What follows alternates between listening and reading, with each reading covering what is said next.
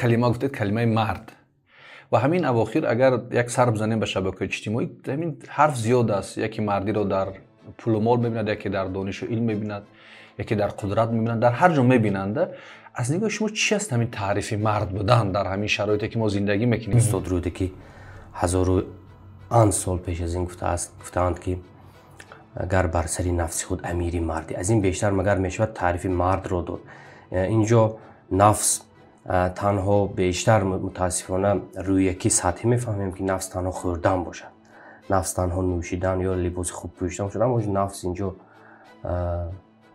شهوت هم در نفس میدروید، منصب پرستی هم به نفس میدروید، دوست داشتنی کرسیتون که به همه چیز راضی هستید، میخواهید از تمام بحری از بحری همه چیز برید اما کرسی را آغوش کنید.